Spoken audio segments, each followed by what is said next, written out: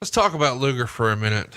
Meltzer would report, and I can't believe this is real, um, that Lex didn't want to be champion. He says, for reasons I can't even begin to figure out, Lex didn't want the title.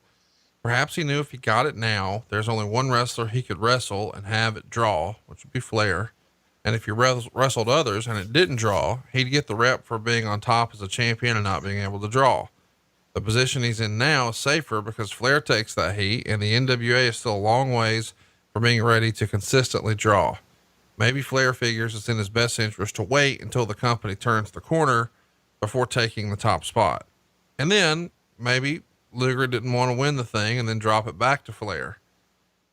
What do you think? Do you remember hearing that Luger didn't in fact want to be champion? I remember that he didn't have great confidence in his own work. I think that having to follow Flair can be the kiss of death for a lot of people because most people could not follow his act. We all perceived, and Rick co-signed, that Sting could. He was going to be the guy. He had been prepared. He was ready. Sting was so much more athletic than Lex, and had the paint, the look, all demographics connected with him. I think Lex made a very smart decision by saying, I'm not ready. Essentially, I'm not ready for the title. And he has some very valid reasons. And what you said about the only opponent ready to draw money with was Rick. Again, poor booking on our part. So I thought Lex probably made a very humbling and honest decision that he was not ready. He had the same feeling that many of us did, that he simply wasn't ready right now. But we could bring you farther along. We could continue to elevate your game if you can go out there and have that match that they had, by the way, with Rick. So good, smart move by Luger. He was right. It's not going to be the thing to do. The roster was not set up for him. Very unadvantageous. But man, I go back and look at this card and I think, gee, Christmas. Look at the talents we talked about. Yeah. That could have been. Hey, what about Scott Steiner versus Flair? I mean, you telling me that wouldn't work? Or Rick Steiner? Either one of them. But we didn't think that far outside the box. But I admire Lex's thoughts on that. That was a pro's way of thinking. It's not the right place. It's not the right time. I don't need the belt right now. And I thought I have a lot of respect for Lex for saying that. Let's talk about where we're left now. We should mention that with Sting on the sidelines until mid-August at the earliest. Here's what Meltzer says. You're talking this Flair Luger program will have to stay strong for about 26 more weeks, which may be impossible, but it's not like there are many options these days. To give you an idea of how long 26 weeks is, the legendary Flair Steamboat program at pay-per-view and house shows was 12 weeks start to finish. The Flair Funk angle was shot in May, and the actual house show program lasted 16 weeks, but it had really lost most of its steam by the end. I don't know how they'll be able to keep things interesting for 26 weeks, which includes at least 5 major shows without doing a switch. But the switch isn't guaranteed, but certainly a possibility. But if you're going to do it and you've got a 26-week program, you can't give the payoff in the first match, because how can you keep it interesting in the long run if the payoff has already been given? Still, from a fan standpoint, there was nothing special about this card. While a title change on every pay-per-view, this makes 4 without a title change. So we're thinking we're going to be stuck, quote unquote, with Luger Flair. Instead, we know Sting does beat some of those estimations. That big title switch is going to happen in July, not August. So it is a little shorter. But I guess when you think about it from the standpoint of, if you switch the title now, what is there to do later? It's easy to see why the booking committee wound up where they did here.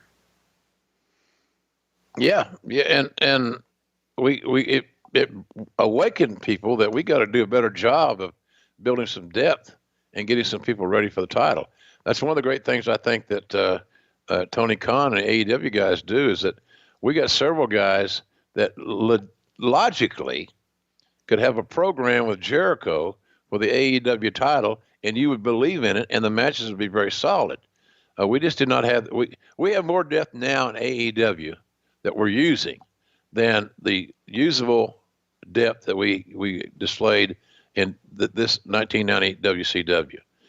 All the while, go back and evaluate the roster of both companies, and you can't say that the WCW roster in 1990 was head and shoulders worse or better than AEW. It's just the fact that AEW is doing a better job of booking and getting people ready for it to be elevated.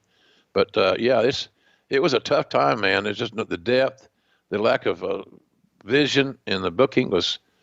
I'm actually shocked that we stayed in business as long as we did, based on the disorganization and the egocentric plays that were being made all around this thing.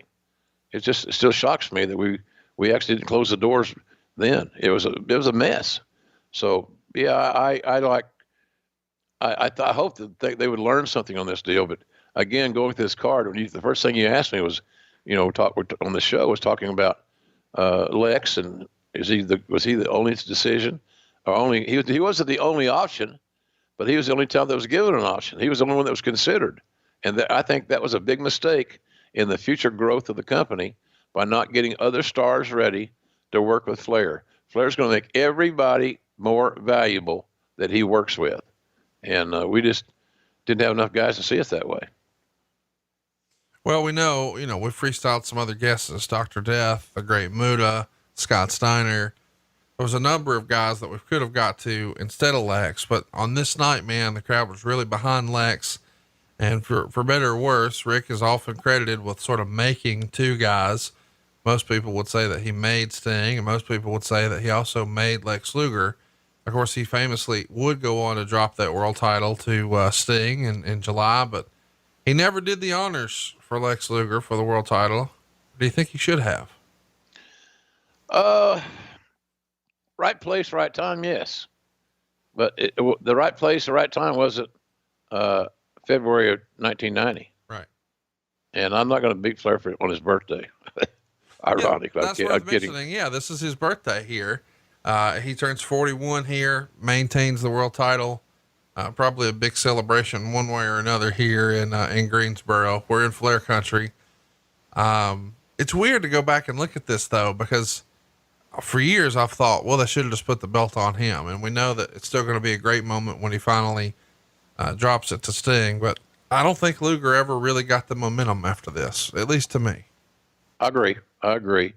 A good, he might not be your cleanup hitter, but he's certainly more toward the top of the lineup, and you need guys that are batting toward the top of the lineup that have some equity and has some sizzle and some pizzazz and the look, all those things that go into making a star. It's just that we have to understand that Lex was not a long-time pro wrestling fan. He was never considered a student of the game, and he just wasn't quite ready when these opportunities passed by him. In my opinion, it doesn't mean he's not a good guy and all that stuff. I know he's had health issues. I think about Lex a lot. His lifestyle changes are what they are. He's had a lot of some serious turns in the road. Thank God he's still alive. But as far as a wrestling perspective, it just was never the right timing. And he was too valuable a commodity to cast him into a position that he wasn't prepared for. That would not have been fair to him. And I'm sure some Lex Luger fans listening will say, well, I thought he was ready. And that's fine. It's your opinion. I'm not going to be like a lot of guys on social media that cut a damn promo on your ass because we don't agree. Many of us just didn't think he was quite ready for that role. It wasn't just any role. It's a show closing role every single night. And think of that logic. He just wasn't ready for that. Hey, it's Conrad Thompson. Thanks for checking out the podcast here on YouTube. Be sure to hit the subscribe button and the notifications bell so you get a notice anytime we upload some new content. And go save yourself some money right now. If you're in a 30-year loan or you have credit card debt, it's not a matter of if I can save you money. It's a matter of how much. Find out right now for free at SaveWithConrad.com.